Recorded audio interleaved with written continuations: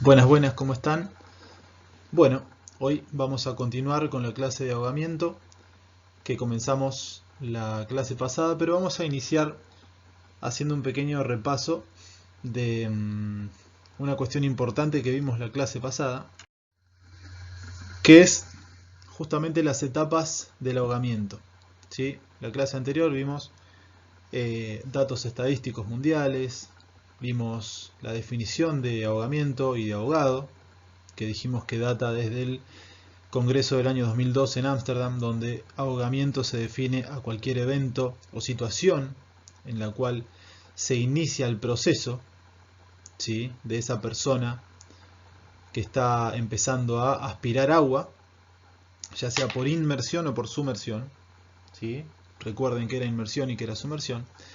Y definimos al ahogado directamente como la persona que muere por el ahogamiento. ¿Sí? Esa persona, esa víctima que llega al estado de muerte real y no puede, o sea, no tiene chances de sobrevida, no tiene chances de que se inicie la RCP o ya pasó por el proceso de paro, perdón, ya pasó por el proceso de muerte clínica y terminó con su muerte real determinada por un médico.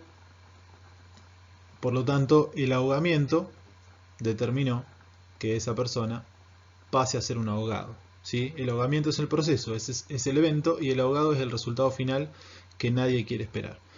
Bien, entonces hablamos después de un poquito qué pasaba con el ahogamiento en el mundo, para llegar a hablar directamente de las etapas del ahogamiento.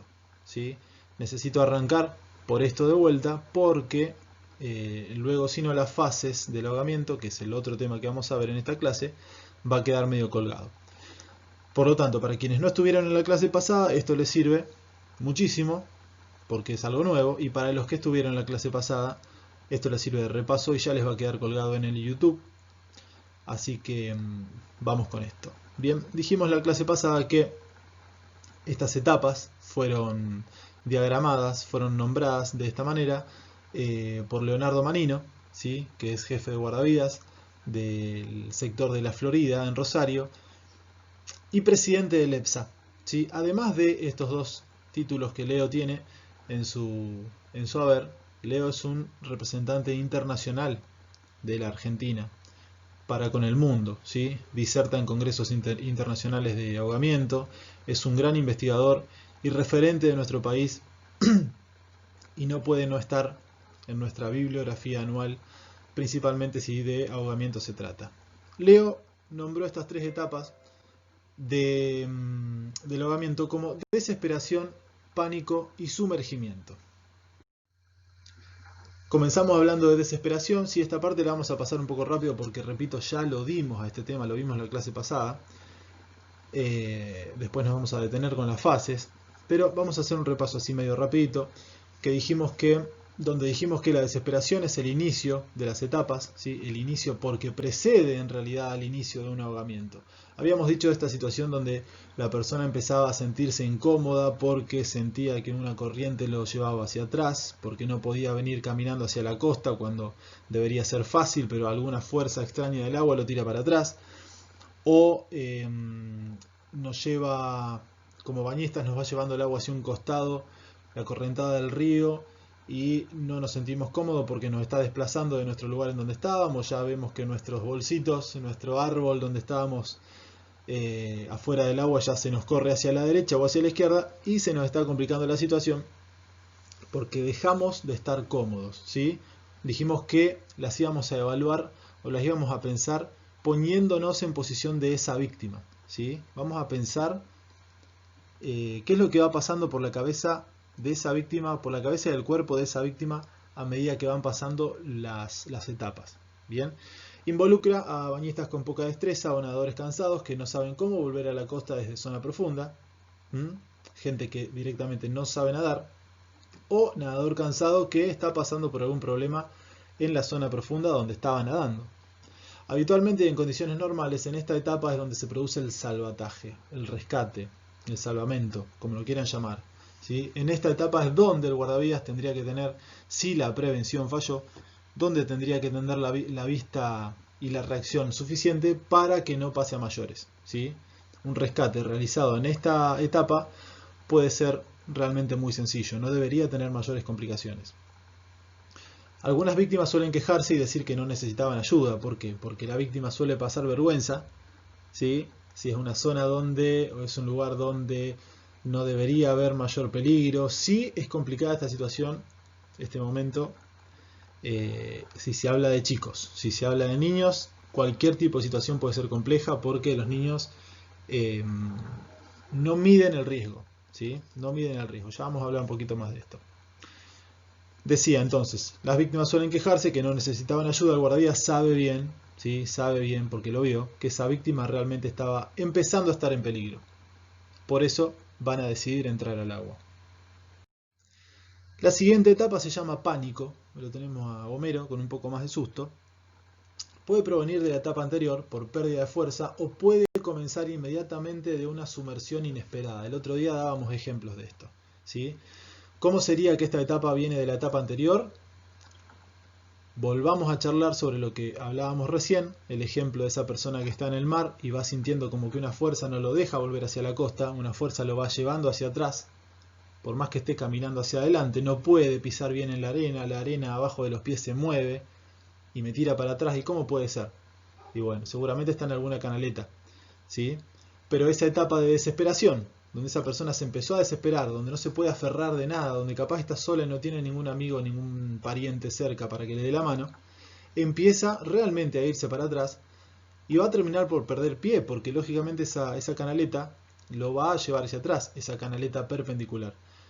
Lo va a llevar hacia atrás, hacia zona profunda, bien digo, y va a comenzar la etapa de pánico, ¿sí? Porque ahí ya no va a poder hacer pie, ahí ya va a estar en una zona donde no tiene chance de mantenerse a flote si no consigue alguna manera de mantenerse arriba, si no consigue alguna manera de agarrarse de algo o que alguien lo agarre. ¿O cómo puede ser una sumersión inesperada? ¿Sí? Se puede dar vuelta al bote, se puede dar vuelta a la tabla del SUP, me puedo caer de un escalón en una pileta, me puedo caer del borde de una pileta o del río, ¿sí? Y esa víctima inmediatamente va a comenzar a transitar por esta etapa de pánico. Es una etapa raramente duradera, dado que los intentos por mantenerse a flote son de generalmente entre 20 y 60 segundos, y esto es un dato bastante, ¿cómo decirlo? Es un dato que no es muy fácil de medir, ¿sí? No todas las víctimas tienen la misma flotabilidad o la misma capacidad para mantenerse, o la misma capacidad para soportar la situación. Bien.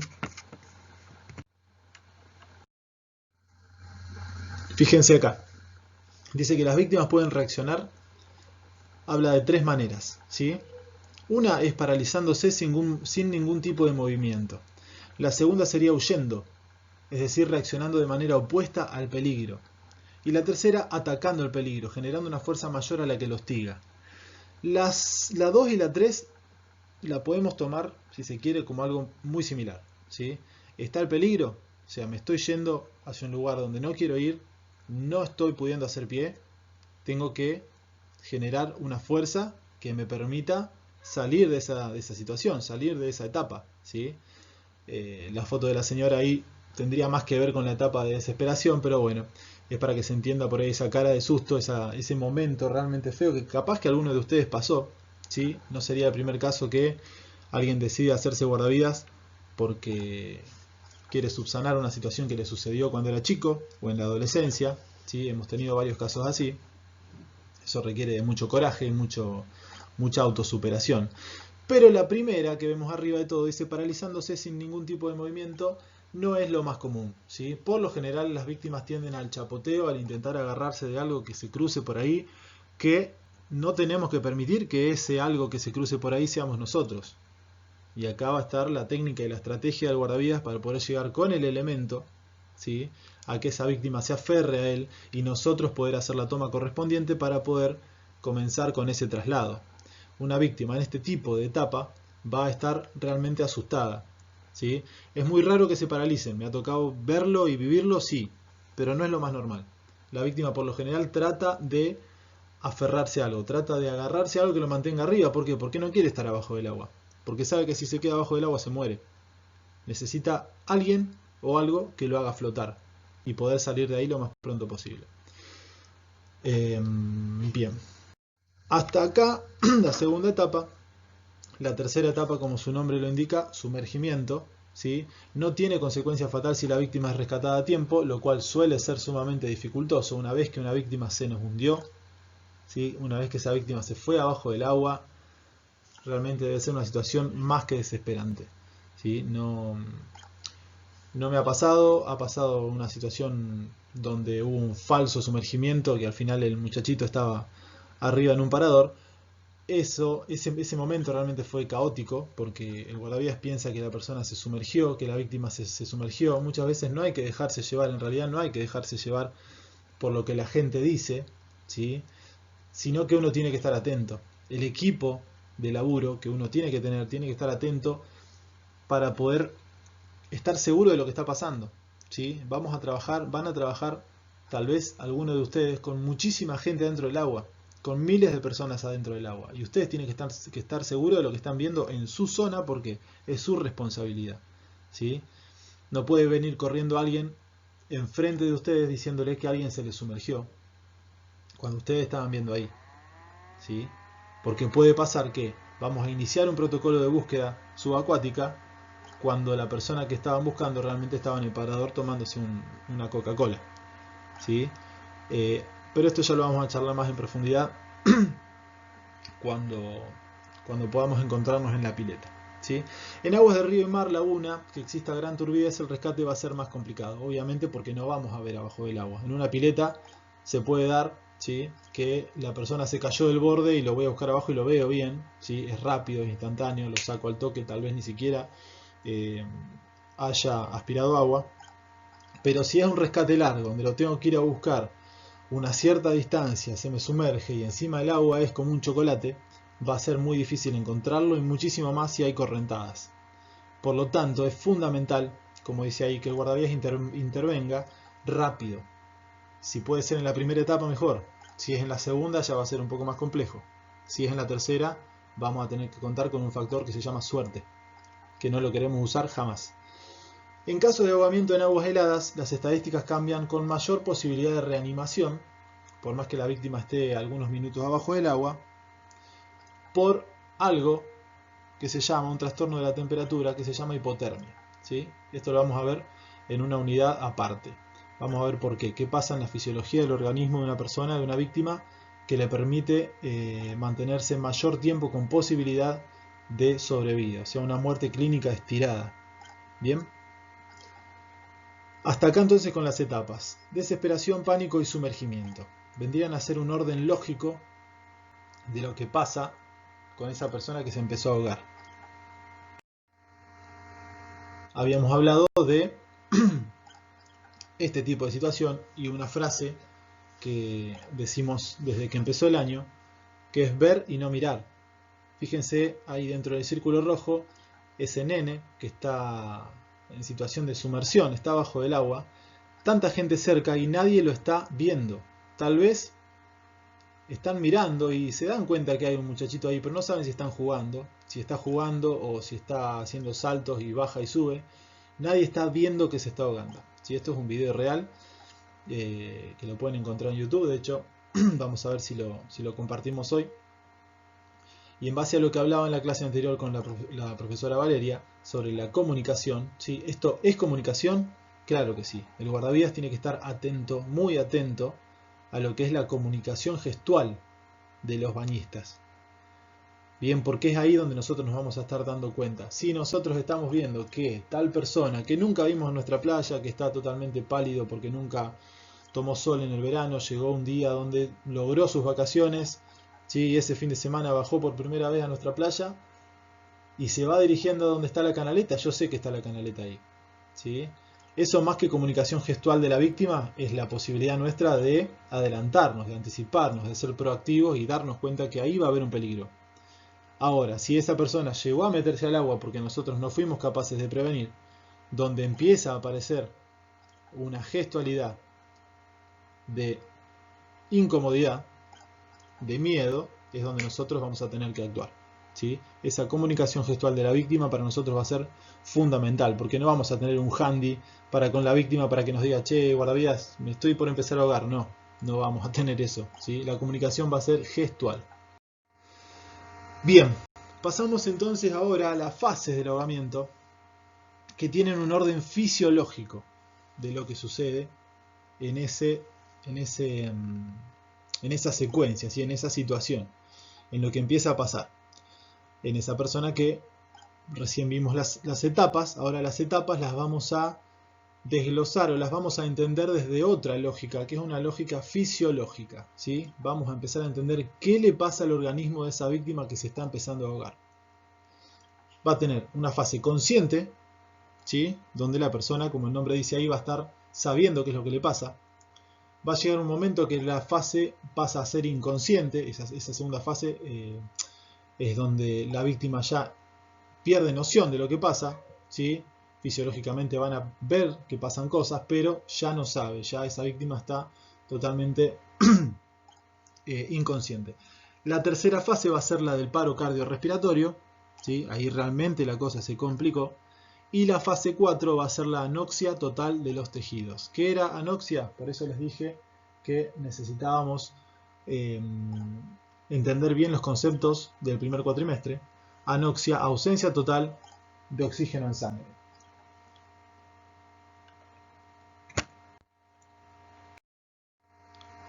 Bien, vamos a empezar a hablar entonces de la fase 1. La fase consciente. Es la fase inicial del ahogamiento. Víctima consciente trata de evitar hundirse. ¿Le suena? Trata de aferrarse a un punto fijo, se hunde y sale a flote hasta el agotamiento. ¿Sí? Ya es un poco de lo que veníamos hablando con las etapas. Luego se hunde de manera involuntaria y de forma definitiva, pero consciente. Dijimos que nos íbamos a poner en lugar de esa víctima, ¿sí? ¿Dónde estamos? Estamos abajo del agua, estamos mirando hacia arriba intentando salir, estamos conscientes de lo que está pasando, ¿sí? Ahí la víctima realmente termina de darse cuenta de la gravedad de lo que pasa, ¿sí? Sabe que, y muchas veces pasa cuando esa víctima es rescatada, que dice frases como creí que me moría, sí, porque realmente estaba ahí abajo del agua y si no aparecía algo mágico que lo saque, o si no aparecía el fondo en el cual pudiese saltar para mantenerse un ratito más afuera tomando aire, se moría directamente. Bien. Ese periodo se produce una apnea voluntaria, ¿sí? Donde la víctima está intentando mantenerse abajo del agua sin respirar, que no dura más de 30 a 60 segundos. Seguida por una taquipnea acompañada de una taquicardia. Ustedes van a recordar ahora entonces qué significa taquipnea, qué significa taquicardia. Conceptos del primer cuatrimestre. Pero vamos a evaluar un poco acá, ¿sí? Fase 1. ¿Qué podemos ver? ¿Qué etapas podemos evidenciar dentro de esta fase? Las 3. Tenemos las 3 etapas que vimos recién dentro de la primera fase consciente de esa víctima de ahogamiento, ¿sí? En esta primera fase va a pasar la desesperación, el pánico y va a terminar por el sumergimiento. Ahora lo que vamos a empezar a ver es qué pasa cuando esa víctima se sumergió, ¿sí? Ya sabemos que está bajo del agua, ya sabemos que está en esa situación realmente fatídica de no saber qué le va a pasar, y en realidad sí saber qué le va a pasar, si no sale de ahí se muere, ¿sí? Es realmente impensado, uno no quiere ni siquiera meterse en ese rol de pensar un ratito de cómo sería estar en ese tipo de situación. Si lo que ustedes tienen que saber y entender, que ya lo hemos hablado, es que van a tener la capacidad y el temple necesario para poder trabajar abajo del agua, de manera tal que van a tener que rescatar gente que tal vez esté abajo del agua, controlando su cuerpo y el de la víctima, o sea, el cuerpo de ustedes y el de la víctima. Van a tener que tener esa capacidad, si no, no van a ser guardavidas, ¿sí? Vamos a trabajar en situaciones de incomodidad, nosotros vamos a salir de nuestra zona de confort, de estar en nuestro puesto compartiendo un mate, ojalá que esto se pueda dar, ¿no? Saliendo del contexto de pandemia que tenemos hoy, compartiendo un mate con nuestro compañero o nuestra compañera y vamos a tener que salir corriendo a un lugar donde la situación va a ser compleja. Vamos a tener que resolver con nuestros conocimientos, con nuestro entrenamiento, con nuestro estado físico, para salvar a alguien que está en una situación de vida o muerte. No vamos a estar trabajando cómodos. La comodidad va a estar dada en la capacidad mía de llegar entrenado con el elemento y estable de la cabecita. Si yo no estoy estable y no tengo la capacidad física y la capacidad de reacción para poder acudir a ese rescate, voy a estar complicado porque voy a llegar tarde. Y ahí es donde la cosa se puede llegar a complicar, ¿sí? Hasta desde lo legal. Esto para que tomen un poco de conciencia de qué estamos haciendo, ¿no? En qué nos vamos a convertir. Segunda fase, fase inconsciente. Se desencadena el paro respiratorio, ¿sí? Ese va a ser el punto clave en el cual vamos a decir, pasó de fase 1 a fase 2. Fase inconsciente, porque empezó a darse el paro respiratorio. Y acá es donde empieza esta historia nueva para ustedes de comprender el diferente protocolo que vamos a ver para el ahogamiento, que no es el CAB. Dijimos que CAB es compresiones, apertura de vías aéreas y boca a boca. Acá, en ese puntito, en ese ítem que vemos ahí arriba de todo, nos está diciendo que primero hay un paro respiratorio. ¿Y el corazón? ¿Cómo puede ser? Fíjense el tercer ítem. El aparato cardíaco sigue funcionando. Sigue funcionando el corazón. Primero se da el paro respiratorio y unos minutos después, de acuerdo al organismo de esa víctima, se va a dar el paro cardiorrespiratorio. Por eso el protocolo para el ahogamiento va a comenzar por la letra A. Vamos a tratar primero de solucionar el paro respiratorio. Ya lo vamos a explicar un poco más en profundidad, pero esto para que vayan entendiéndolo, ¿sí? Necesito que acá se detengan. Si tienen que pausarlo y volver atrás, lo pausan y vuelven atrás y me vuelven a escuchar. Acá la cosa es diferente. Bien, el aparato cardíaco sigue funcionando, en principio con taquicardia, tratando de compensar el déficit de oxígeno. Bien, el ahogamiento lo que va a hacer es que cada vez yo tenga menos oxígeno. Y a medida que pasa el tiempo, la frecuencia baja a una drástica bradicardia. Y ahí ya el corazón empieza su periodo de apagado. Ahí se viene el paro cardíaco y ahí sí vamos a tener que hacer el protocolo con compresiones completo, ¿sí? En caso de que esa víctima solamente padezca un paro respiratorio, ya me meto en otro tema acá, vamos a estar hablando de diferentes grados de ahogamiento, ¿sí? Vimos etapas, estamos viendo las fases, después vamos a ver los grados, vamos a ver el protocolo. Tenemos un largo camino este segundo cuatrimestre de cosas que son realmente importantísimas para un guardavidas y no pueden errarle a nada acá, no pueden darse el lujo de no entender una clase. Donde no entiendan una clase van a cargar con una mochila enorme porque no van a saber encadenar los contenidos que vienen después. Esa presión les meto, ¿sí? Propónganse ir al día con esto, que no es difícil, ¿eh? Si lo van siguiendo no es difícil, es totalmente entendible. Estamos viendo palabras que vimos en el primer cuatrimestre, palabras que ustedes ya tienen que saber, ¿sí? Que son las que les van a dar el pie, el fundamento, la base para seguir adquiriendo los conocimientos. Entrada pasiva de líquido por vías aéreas encontrándose a no más de 1 metro de profundidad. Esto es relativo, tómenlo con pinzas. No sé, no tengo mucho conocimiento de cuestiones en lagos de aguas heladas, pero he charlado con guardavidas que me han contado que por lo general las víctimas se fondean de inmediato. No quedan a 1 metro de profundidad, sino que se fondean incluso a muchísimos metros porque los lagos tienen muchísima profundidad. Así que tómelo con pinzas a eso de no más de 1 metro. Suele suceder en el mar, sí, por la flotabilidad, ¿sí? Por la característica del agua del mar. Y la cianosis, abajo de todo, se va incrementando, riesgo inminente de paro cardíaco, que es lo que mencionábamos recién. La cianosis también la hablamos en el primer cuatrimestre, tarea de ustedes recordar de qué se trata. Fase 3 entonces, fase 3, que no se relaciona en nada con las fases de la cuarentena. Estamos hablando de otra fase acá. No sé cuáles son peor. Obviamente que esta fase es peor la que estamos leyendo acá, pero bueno. Esperemos salir pronto de esta pandemia que nos impide vernos cara a cara.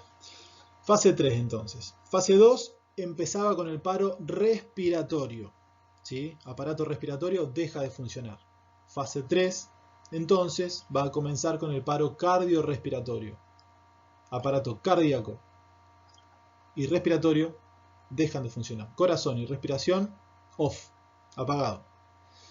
Aproximadamente entre 3 y 4 minutos después del respiratorio, se instala el paro cardíaco tras una severa hipoxia que sufre el corazón. ¿Sí? El corazón va a estar totalmente decaído, el oxígeno no va a tener, su músculo no va a estar irrigado de sangre de forma tal que mantenga su capacidad de oxígeno, su capacidad de contracción. ¿Sí? La capacidad de contracción de ese corazón va a disminuir drásticamente y se va a instalar el paro cardíaco, se va a detener el corazón. Antes del paro cardiorrespiratorio, el pulso es prácticamente imperceptible, pero existe. Puede interpretarse erróneamente. Es por eso que siempre que les hablo de la toma de pulso o de la evaluación de la respiración, les digo que ante la duda es paro. ¿Sí? Ante la duda no hay pulso. ¿Por qué? Porque puede darse una situación como esta, que dice ahí: antes del paro el pulso suele ser imperceptible. ¿Por qué? Por lo que dice arriba, no, por lo que dice en la otra diapo. La bradicardia. La bradicardia esa era la disminución exagerada, ¿sí?, por debajo de los valores normales de la frecuencia cardíaca. Bien, el corazón va a estar bombeando sangre pero muy despacito. Puede ser realmente imperceptible al pulso, más la situación extrema, más la adrenalina, ¿sí?, más el ruido y el lío que voy a tener al lado en una situación así, del cual me tengo que abstraer. Profesionalmente yo tengo que estar concentrado en lo que estoy haciendo. Por más concentrado que esté, puede ser que lo interprete erróneamente. Por lo tanto, una vez más, y que les quede claro, si hay dudas, hay paro. Un guardavidas debe entrenarse constantemente en todas las áreas y la RCP es una de ellas. Esto se los voy a decir 1000 veces. Ustedes van a entrenar después que se reciban, ¿sí? Van a ir a nadar, van a hacer salvamento deportivo, van a ir a la pista a correr pasadas, van a hacer cualquier tipo de entrenamiento físico. Y la RCP es algo que tienen que entrenar. Esto se lo tienen que grabar, ¿sí? Por más que no tengan un maniquí en su casa. Si hay una capacitación, tienen que intentar hacerla. Si tienen la posibilidad de tener algo similar a un maniquí, lo tienen que tener a mano. Si hay una actualización, ustedes la tienen que saber, porque no es solamente el cuerpo lo que se entrena, la mente también. Entonces tienen que estar al detalle en esto y en los primeros auxilios, porque es lo que los va a mantener profesionales, ¿sí? Uno puede estar entrenado, bárbaro, puede ser un titán de acá a 10 años, pero si no me acuerdo y no sé nada de RCP, si no me acuerdo y no sé nada de primeros auxilios, voy a estar complicado al momento de resolver. Y no me va a servir de nada llegar rápido si después no voy a saber qué hacer afuera. Bien, generalmente las reanimaciones exitosas se dan bajo estas circunstancias: pulso imperceptible y paro respiratorio, o sea, en el inicio de esa fase 3. Fase 4, ya la cosa está realmente compleja, ¿sí? Anoxia total, o sea, falta total de oxígeno en sangre, de oxígeno en los tejidos. Se instala la ausencia total de oxígeno en los tejidos y el daño cerebral es casi seguro. ¿Se puede recuperar este tipo de víctima? Sí. ¿Es normal que se recupere? No. ¿Sí? Con la RCP básica, o sea, con lo que podamos hacer nosotros en nuestra playa o en la calle, si nos encontramos una situación, esto voy a la RCP en general, no se queden con lo del ahogamiento, acá hago un paréntesis. La RCP básica que nosotros podamos otorgar en una situación como primer auxiliador no va a ser por lo general lo que logre salvar la vida de esa víctima, ¿sí? Es muy baja la probabilidad que nosotros podamos salvar a alguien con nuestra RCP básica si el DEA no llega rápido y si la ambulancia no llega rápido, ¿sí? Pero vamos a estar haciendo algo que es fundamental. Vamos a estar estirando el proceso de muerte clínica. Vamos a estar convirtiéndonos en ese corazón que se detuvo. Vamos a estar trabajando como ese corazón para que el oxígeno que va quedando en sangre siga circulando y los tejidos no lleguen a esto que vemos acá, no lleguen a la anoxia. Si los tejidos se mantienen irrigados, por más que el oxígeno sea cada vez menos, cuando la ambulancia llegue vamos a tener posibilidades de que lo salven. Si nadie hace nada, las chances de que esa persona se salve van a desaparecer por completo. ¿Queda claro? Espero que sí. En resumen, la apnea inicial dura 1 minuto aproximadamente, ¿sí? La disfunción respiratoria, o sea, la complejidad en la respiración, va a durar aproximadamente 3. Ahí vamos a tener la fase 1, ¿sí? Esa apnea inicial y esa disfunción respiratoria que vamos a ver un ratito más en profundidad de qué se trata, va a ser la fase 1. En la fase 2 entre el paro respiratorio y el cardíaco suelen transcurrir unos 4 minutitos también, depende del organismo de cada persona. Entre el paro cardíaco y la anoxia se estiman 4 minutos. También, estamos hablando de la fase 3. Y hasta la anoxia total de los tejidos pueden transcurrir entre 6 y 10 minutos, también dependiendo de la situación, si es si es agua helada, si la víctima estaba con déficit, no sé, de alguna enfermedad respiratoria. Pero vamos a poner también entre 6 y 10 minutos. Estos son datos que no los digo yo, sino que están escritos en la bibliografía de Leo Manino. Sí, ahí estamos hablando de la fase 4. Estos factores están supeditados, como les decía, a saber la edad de la víctima, temperatura del agua, patologías o enfermedades previas. Pero en resumen, ¿sí? Estamos hablando de ¿cuánto tiempo? Aproximadamente desde que se inició ese paro, desde que se inició, perdón, esa primera fase, desde que se inició el ahogamiento hasta la anoxia total. ¿Sí? Hagan la cuenta. Estamos hablando de alrededor de 22 minutos. 22 minutos es muchísimo tiempo para poder resolver, ¿sí? Pero la complejidad es que tenemos que resolver antes de que eso inicie, antes de esa apnea inicial. Nosotros tenemos que estar preparados para poder resolver si es en nuestra playa o si es en nuestra pileta, antes de que eso empiece. Después de que eso empiece, va a depender de nuestra capacidad como primer auxiliador, prácticamente. Obviamente como rescatista de una situación extremadamente compleja, porque lo vamos a sacar debajo del agua, pero después afuera del agua va a estar el trabajo principal, de qué es lo que vamos a hacer con esa víctima, con los elementos que tengamos, con que la ambulancia llegue rápido, ¿sí? Factor suerte, empezó a jugar desde el momento que esa víctima se hundió. Bien, hasta ahí entonces con las etapas y las fases. Y vamos a tocar ahora la fisiopatología, que en realidad ya lo venimos hablando. Fisiopatología, también lo van a ver con Fabi en fisiología, tiene que ver justamente con las fases, ¿sí? Con lo que pasa fisiológicamente en esa patología que es el ahogamiento. Va a tener tres diferentes cuestiones el ahogamiento clásico. Como ven ahí, en un punto 2 dice hipotermia, que lo vamos a ver como un tema aparte, ¿sí? El ahogamiento clásico es lo que vamos a ver ahora, es qué pasa, cuáles son las cuestiones más importantes a saber dentro de la fisiopatología, que son la acidosis, la hipoxia y el distrés respiratorio. Bien, vamos con esto, que es muy muy importante. Entonces, ¿qué va a pasar cuando el ahogamiento clásico empezó a suceder? ¿Sí? El ahogamiento clásico es lo que venimos charlando hasta ahora. Se produce el síndrome del distrés respiratorio, generando colapso alveolar, disminución de los volúmenes pulmonares. Se genera un colapso de los alvéolos. ¿Sí? Alvéolos, ya lo vieron con Fabián, la parte más chiquitita de los pulmones, lugar fundamental para la respiración, para el intercambio gaseoso. Si hay un colapso, obviamente vamos a estar en problemas porque no vamos a poder respirar bien. Dijimos que nos poníamos del lado de la víctima, ¿no? Se va a utilizar la musculatura accesoria para respirar.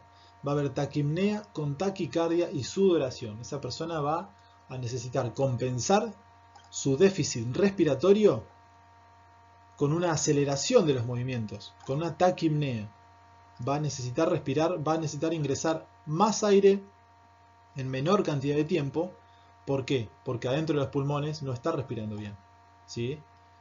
Eso va a generar algo que, si sucede abajo del agua, va a generar que ingrese agua de manera repentina y brusca, ¿sí?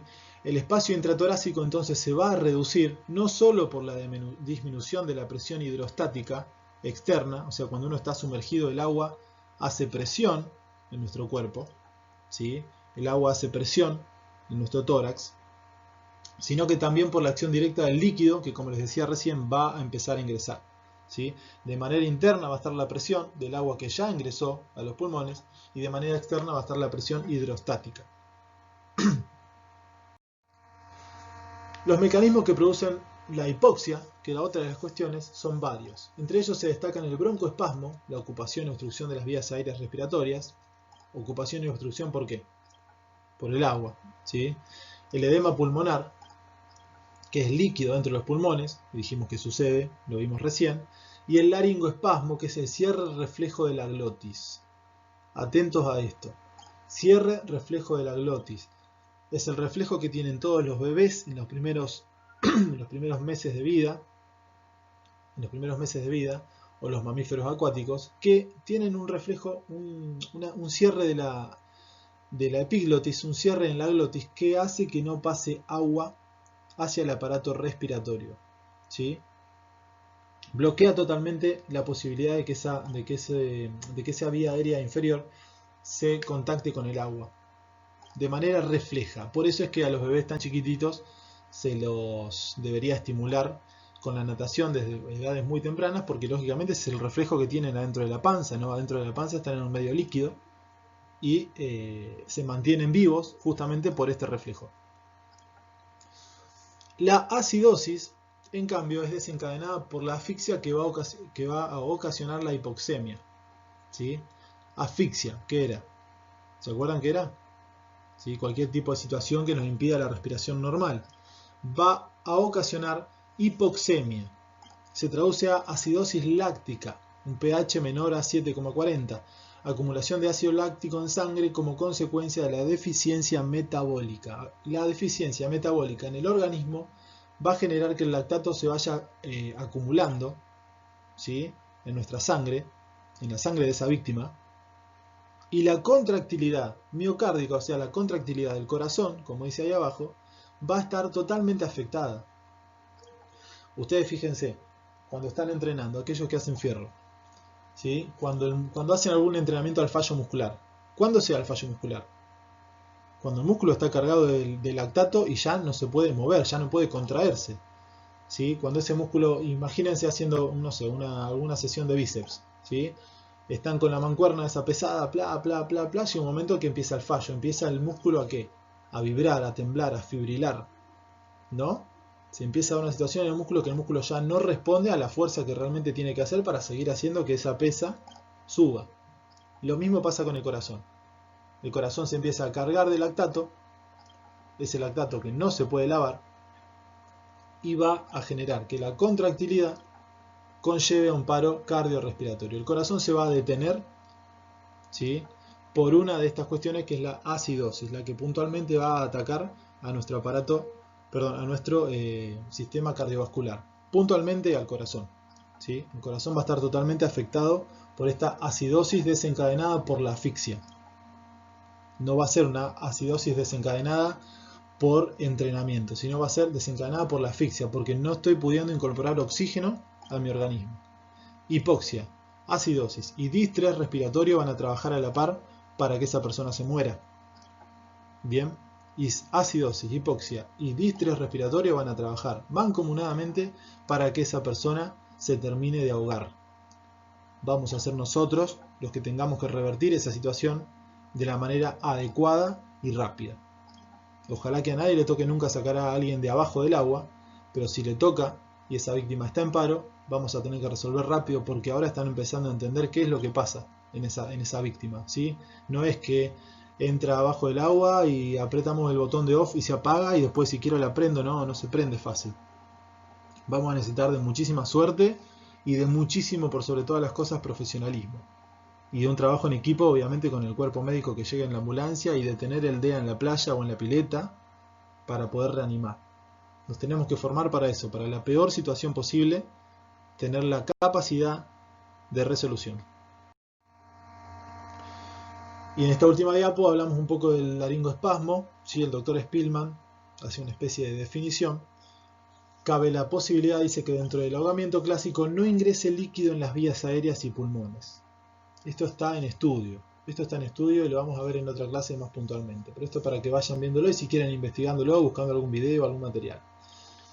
En tales casos, la muerte se produce por asfixia secundaria a este reflejo. Lo cierto es que es un porcentaje muy muy bajo de víctimas de ahogamiento a los cuales se le produce este tipo de situación, ¿sí? O imagínense tal vez una persona que entra en paro cardíaco, no sé, a ver, una persona que está nadando y muere por un paro cardíaco. Si es sacada del agua rápidamente, tal vez no ingrese aire en sus pulmones, porque la sacaron rápido, no empezó a entrar aire por las vías respiratorias, y tal vez no tenía aire en los pulmones cuando se hizo su autopsia. Por lo tanto, la cuestión puede ser muy ahí, estar en una línea media compleja para comprender. ¿Sí? El reflejo, como les decía, es muy desarrollado en mamíferos acuáticos y en el ser humano a temprana edad, y en ciertos rescates, al hiperextender el cuello se desbloquea el reflejo y se restaura automáticamente la respiración. Y esto realmente es cierto y ha pasado. Nos ha pasado una vez en una situación de subacuático donde un chico se extralimitó en un subacuático, lo tuvimos que sacar del agua, hicimos la hiperextensión y inmediatamente volvió a respirar, ¿sí? Pero había estado, no sé, 2-3 segundos sin respirar, se le hizo la hiperextensión, y me tocó hacerla a mí, y ese chico empezó a respirar de inmediato. No se acordaba lo que le pasó en los últimos segundos abajo del agua. O sea, esto es importante que ustedes del día de hoy ya vayan sabiendo que el subacuático es algo totalmente controlable, pero no tienen que extralimitarse porque puede ser complejo, ¿sí? Y siempre, cualquier tipo de entrenamiento subacuático tiene que ser vigilado por alguien. Hay videos incluso de gente que, no sé, una cámara de seguridad de alguna pileta, hay gente entrenando un subacuático y se termina muriendo porque no había nadie que lo controle, no había nadie que lo vigile, ¿sí? Y se quedó abajo del agua porque se apagó, ¿sí? Hay algo que se llama blackout, que es un apagón del aparato del sistema nervioso, donde esa víctima ni siquiera se dio cuenta que estaba empezando a imposibilitarse su salida del agua. Pero esto ya lo vamos a charlar más cuando nos toque entrar al agua, ¿sí? Acá lo tienen que empezar a entender. Bien, hasta acá vamos a ir entonces con la clase de hoy. Necesito que lo entiendan, que lo interpreten, que lo lean, que tomen apuntes. No se queden con, como les dije en la otra clase, no saquen fotos a las diapositivas. No se queden con que, tengo el video en YouTube, ya para el parcial lo veo y listo. Tomen apuntes, es la mejor manera de entender. Y preguntar las dudas también es fundamental, ¿sí? Las dudas las vamos a sacar entonces por la clase vía WhatsApp. Y ahí vamos a vamos a empezar a darle forma a este tema, que es el ahogamiento, que nos va a llevar todo un cuatrimestre, ¿sí? Así que les dejo un abrazo y nos vemos en un rato.